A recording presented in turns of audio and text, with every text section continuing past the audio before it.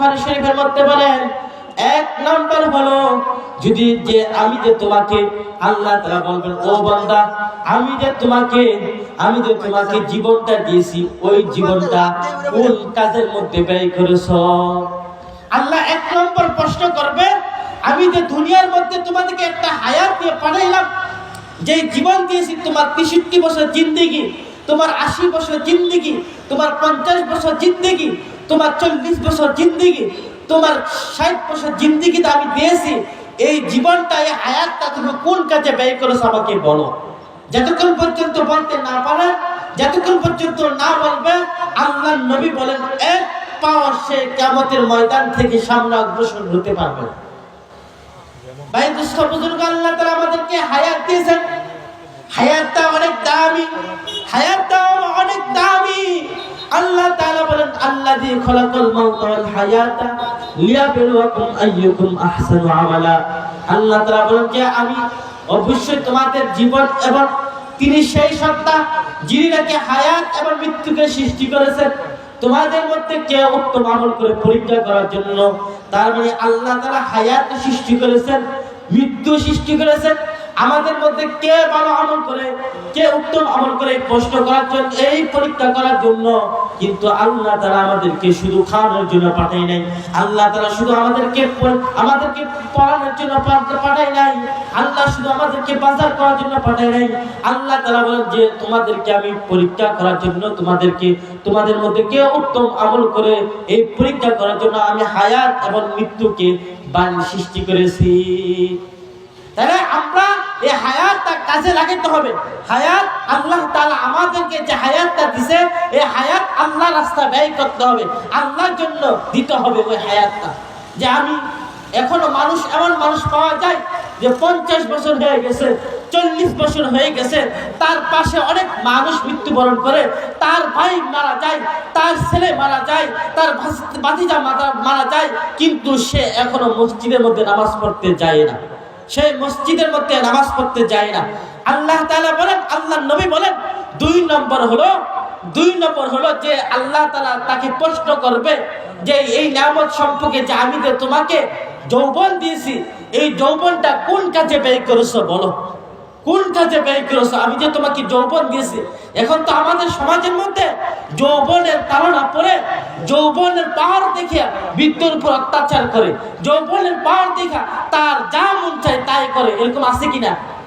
আল্লাহ বলেন, আল্লাহর নবী বলেন, তুমি এতক্ষণ পর্যন্ত তুমি কিয়ামতের ময়দানে এক পা আগাতে পারবে না যতক্ষণ পর্যন্ত তোমার যৌবনকাল কোন কাজে ব্যয় করেছো।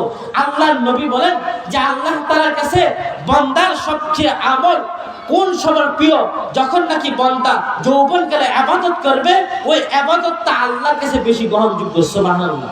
কারণ কি, যৌবনের কারণে যে যুবকদেরকে সবাই টানে, কারণ তাদের শক্তি আছে, তাদের হিম্মত আছে। তারা যদি যুবকরা যদি একত্রিত হয়ে যে একটা কাজের উদ্যোগ নিবে, ওই কাজটা করতে পারবে। যেমন আমাদের যুবকরা উদ্যোগ নিছে, আমাদের যুবকরা হিম্মত করছে, আমাদের যুবকরা সাহস করছে যে পেশিবাদী সরকার এই দেশ থেকে তাড়াতে হবে। তারা যখন সাহস করছে, হিম্মত করছে, তখন তারা একত্রিত হওয়ার কারণে পেশিবাদী সরকার পালাতে বাধ্য হয়েছে। এই কারণে যৌবন কারণে ইবাদত আল্লাহর কাছে বেশি প্রিয়। ৩ নম্বর আল্লাহর নবী বলেন যে তুমি যে সম্পদ অর্জন করো, কিভাবে কোত্থেকে অর্জন করো, যে সম্পদটা যে অর্জন করো কিভাবে অর্জন করেছো সেটা উত্তর দিবে। এখন আমাদের সমাজে তো অনেক সুদ বের হয়েছে, সুদে লাগা, ঘুষে ইনকাম করে। আল্লাহ তাআলা কাল কিয়ামতের ময়দানে জিজ্ঞাসা করবে যে ও বান্দা, তুমি যে এই সম্পদটা কামাই করেছো, আজকে সুদে লাগাইয়া, সুদে টাকা ইনকাম করে, ঘুষ খাইয়া, আমি আমার ঘর বাড়ি কইরা আমি আমার ছেলে সন্তানকে দিয়ে যাই, আর এই সম্পদ দিয়া এই ঘরের মধ্যে আমার ছেলে, আমার মেয়ে, আমার ভাই, আমার পাশে যারা থাকে সবাই ভোগ করবে, কিন্তু আমি একদিন থাকবো না। সুদে টাকা লাগাইয়া আল্লাহর নবী বলেন যে সুদের মধ্যে 73টা গুনাহ রয়েছে। সবচেয়ে বড় গুনাহ হলো আল্লাহ এবং তার রাসূলের সাথে যুদ্ধ করা, নাউজুবিল্লাহ।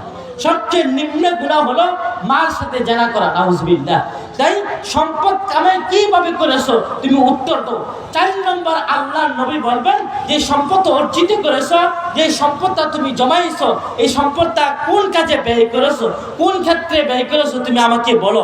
যদি আমি আমার সম্পদগুলো যদি আল্লাহর রাস্তায় ব্যয় না করা, আমি যদি আমার সম্পদগুলো মাহফিলে ব্যয় না করা, আমি আমার সম্পদগুলো মসজিদে ব্যয় না করা, আমি আমার সম্পদগুলো আল্লাহর রাস্তায় ব্যয় না করা, যদি গানের মধ্যে ব্যয় করি, মদ গাঁজার মধ্যে ব্যয় করি, তাহলে কাল কিয়ামতের ময়দানে আল্লাহর কাছে জবাবদিহি করতে হবে। 5 নম্বর আল্লাহর নবী বলেন যে তোমাকে যে ইলম দেওয়া হয়েছে, যে ইলম অর্জন করছো, ওই ইলমটা তুমি কোন কাজে ব্যয় করেছো, ওই ইলমটা অর্জন করে তুমি ইলম অনুযায়ী আমল করছো কিনা আমাকে বলো।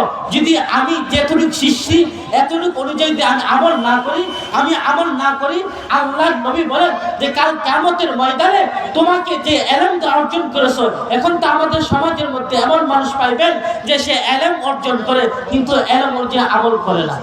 অনেক মানুষ আছে ইলম অনুযায়ী আমল করে না। কাল কিয়ামতের ময়দানে আল্লাহ তার আলেমকে ডাক দিয়ে বলবে, ও আলেম, তুমি যে ইলম অর্জন করেছো, এই ইলমটা কোন কাজে ব্যয় করেছো, এই ইলমটা কোন ক্ষেত্রে ব্যয় করেছো, এবং ইলম যে শিখছো তুমি এই অনুযায়ী আমল করছো কিনা তুমি বলো, এই অনুযায়ী আমল করছো কিনা তুমি বলো।